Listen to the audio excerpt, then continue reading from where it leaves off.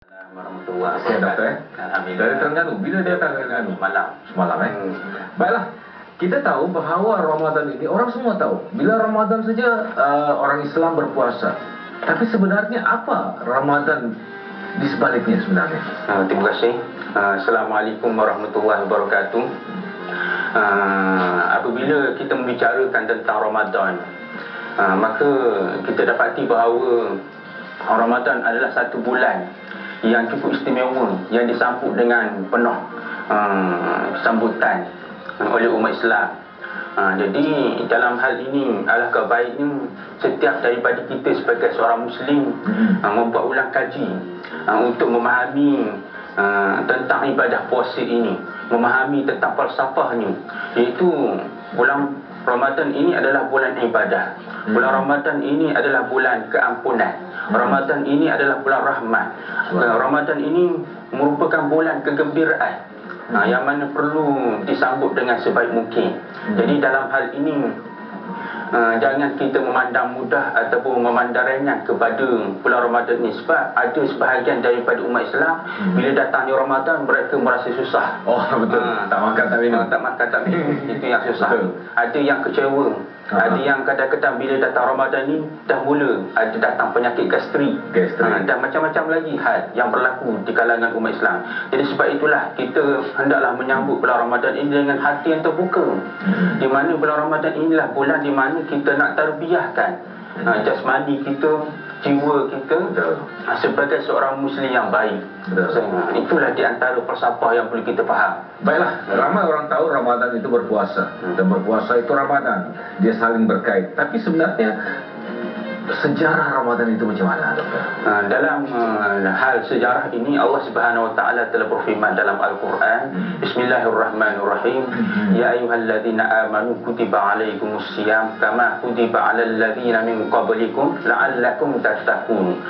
Jadi dalam ayat ini Allah berfirman bahawa wahai orang yang beriman, diwajibkan kepada kamu berpuasa sebagaimana diwajibkan kepada umat-umat yang terdahulu.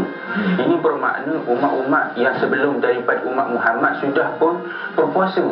Dan sejarah telah merekodkan bahawa umat yang terdahulu, iaitu umat Yunani, orang Yahudi, sudah pun mengamalkan ibadah puasa. Jadi dalam hal ini Allah Subhanahu Wa Taala mewajibkan kepada kita ibadah puasa, memandangkan terlalu banyak hikmah, kebaikan dan juga fadilat yang akan diterima oleh manusia ini. Maka sebab itulah kita diperlukan ibadah puasa ini untuk merasai kebaikan itu, untuk merasai kelebihan ibadah puasa ini, yang mana akhirnya manfaat dan faedahnya akan kembali kepada manusia. Baiklah, apabila kita mengatakan faedah, sebab ramai di antara kita melihat puasa itu menahan lapar dan dahaga semata-mata. Tapi dari segi fadilat manfaat itu, dokter, yang disebut sebagai fadilat dan manfaat ini, iaitu dilihat dari segi contohnya salah satu daripada sabda Nabi sallallahu alaihi wasallam, iaitu Rasulullah bersabda, sumu tasihhu, iaitu berpuasalah kamu nescaya kamu akan sihat. Jadi kesihatan yang diperoleh oleh manusia daripada ibadah puasa ini, dapat kita buat satu analogi bahawa tubuh badan manusia ini adalah seumpama mesin ataupun enjin, yang mana mesin ini tak boleh bekerja 24 jam, tidak boleh berterusan, yang mana perlu mesin ini direhatkan sementara. Dan begitu juga dengan tubuh kita, tubuh kita pun perlu direhatkan. Maka sebab itulah difardukan kepada kita bulan Ramadan supaya tubuh kita dapat direhatkan buat sementara waktu. Dengan itu maka dapat dibuangkan segala penyakit, bukan sahaja dari segi kesihatan jasmani, yang paling penting iaitu kesihatan rohani kita, yang mana dengan kita berlapar, dengan kita dahaga ini, kita dapat mengawal nafsu kita, mengawal jiwa kita daripada melakukan sesuatu yang tidak elok. Jadi itulah di antara falsafah penting, iaitu apabila Allah menyebut dalam Al-Quran, di antara objektif utama ibadah puasa ini la'allakum tattaqun, supaya kita menjadi insan yang bertakwa. Jadi itu matlamat dia, objektif yang penting apabila kita melaksanakan ibadah puasa ini. Baiklah, saya boleh, dokter dah menyebut tadi puasa boleh menyembuhkan penyakit. Penyakit macam mana, doktor? Penyakit ini kalau ikut kepada kajian yang telah dilakukan oleh ahli perubatan, banyak kajian telah membuktikan bahawa ibadah puasa ini merupakan satu ibadah ataupun suatu aktiviti yang amat perlu dalam tubuh manusia. Yang mana tubuh kita ni penuh dengan makanan, penuh dengan minuman yang mana perlu ditapis, perlu dimurnikan, disucikan, dibersihkan dengan melalui ibadah puasa. Dan begitu juga kalau kita membaca artikel-artikel yang berkaitan tentang perubatan, kita akan dapati bahawa kebanyakan doktor dia akan menasihatkan kepada pesakit itu supaya berpuasa, supaya daripada situ tubuh kita dapat direhatkan dan dibuangkan segala perkara-perkara yang tidak elok dalam tubuh kita. Dan maka sesuailah mengapa ibadah puasa ini difardukan kepada kita, supaya kita dapat merasai kesihatan itu. Dan kesihatan ini juga merupakan satu yang amat penting dalam kehidupan seorang Muslim. Bukankah kita perlu sihat apabila kita nak bekerja, untuk kita beribadah? Lebih-lebih lagi apabila kita nak melakukan ibadah, kesihatan itu amat penting. Yang mana kita dapat melakukan yang terbaik, melakukan bukan sahaja dari segi kuantitinya, bahkan kualiti pun. Jadi itu di antara faedah ataupun falsafah yang kita perolehi daripada ibadah puasa ini. Jadi benarlah puasa itu menguatkan mental dan fizikal? Ya, benar, memang benar sekali. Dengan dibuktikan dengan kajian yang telah dibuat oleh ahli perubatan dan juga ahli-ahli sains, bahawa memang perlu dalam kehidupan kita ni dalam setahun, 1 bulan saja, untuk kita merehatkan tubuh kita, minda kita daripada perkara yang tidak elok dengan ibadah puasa. Dengan berpuasa ini kita dapat memberikan tumpuan, memberikan tumpuan dan konsentrasi kepada apa yang kita nak buat. Jadi inilah di antara suatu penghayatan yang perlu dipahami oleh setiap daripada kita sebagai seorang mukmin ini. Baiklah, kalau kita melihat judul buku ini, Ramadan, bulan kegembiraan orang mukmin. Jadi apa kata doktor, kita berkongsi kegembiraan Ramadan itu yang dijanjikan Allah Ta'ala? Ya. Di antara kegembiraan yang disebut oleh Nabi SAW, iaitu bulan Ramadan inilah sebagai suatu bulan keampunan. Di mana dalam bulan inilah dibuka pintu-pintu syurga, ditutup pintu neraka dan dirantai pergerakan syaitan itu. Maka ini memberi peluang kepada kita sebagai umat Islam, sebagai hamba Allah ini, untuk melakukan ibadah dengan kuantiti yang lebih banyak dan kualiti yang terbaik. Selain daripada itu juga, bulan Ramadan ini bulan ganjaran, di mana apabila kita melakukan ibadah, kita mendapat ganjaran yang berlipat ganda. Lebih-lebih lagi dijanjikan kepada kita dengan satu malam, malam Lailatul Qadar. Lailatul Qadar ini dijanjikan oleh Allah Subhanahu Wa Taala, bila kita bertemu dengan malam itu dapat ganjaran 1000 bulan. Jadi di mana malam lain, di mana hari lain yang kita nak dapatkan ganjaran seumpama itu. Macam kita lihat kebanyakan masyarakat kita ni, bila shopping kompleks, supermarket yang ada mega sale, terus semua daripada kita pergi ke tempat itu.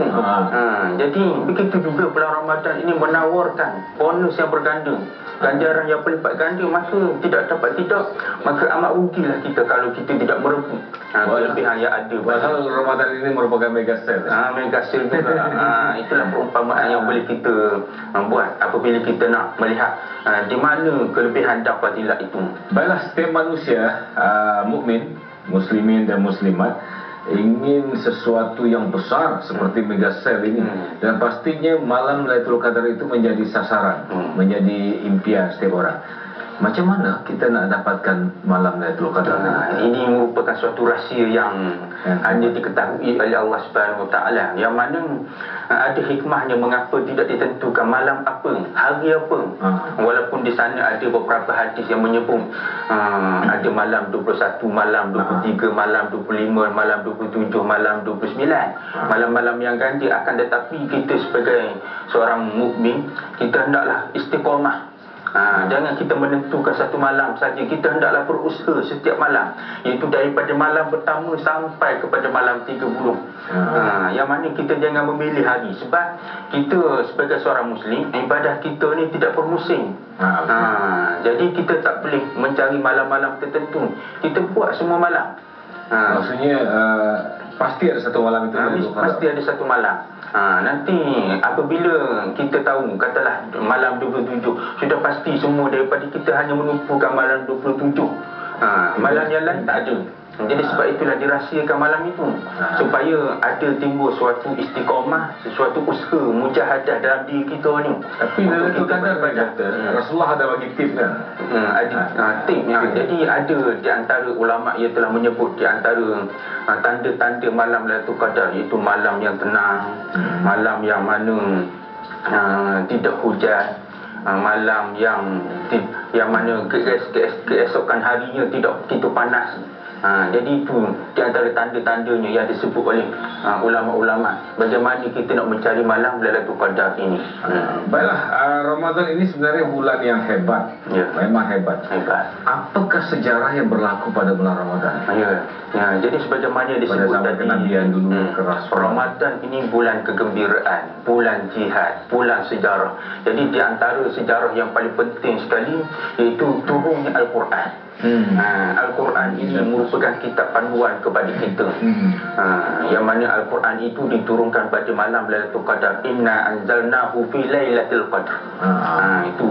Kemudian selain daripada itu juga di antara peristiwa bersejarah yang berlaku dalam bulan Ramadan ini iaitu Al-Badrul Kubra, peperangan Badar. Yang mana kita melihat itulah peperangan pertama yang dihadapi oleh umat Islam, iaitu para sahabat Nabi sallallahu alaihi wasallam bersama dengan Rasulullah, iaitu dengan tentera seramai 313 berbanding dengan 1000 orang kafir Quraisy. Jadi pertembungan antara dua tentera itu, walaupun tentera orang Islam sedikit, akan tetapi mereka mencapai kemenangan. Ketika itu mereka berpuasa.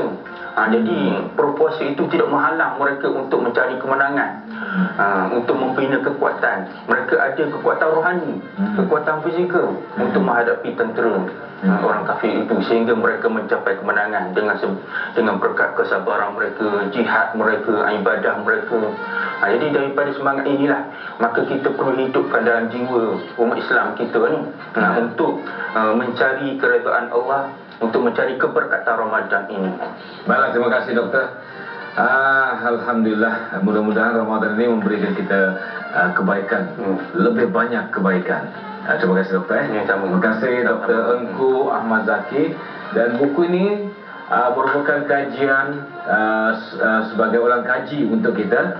Dan buku ini memang lengkap, terbitan Mastrade, lengkap daripada sejarahnya, daripada malam Lailatul Qadar, dan daripada apa itu Ramadan dan apa itu puasa. Dan insya Allah minggu depan kita akan bersama dengan saya anggap legenda Tamar Jalis.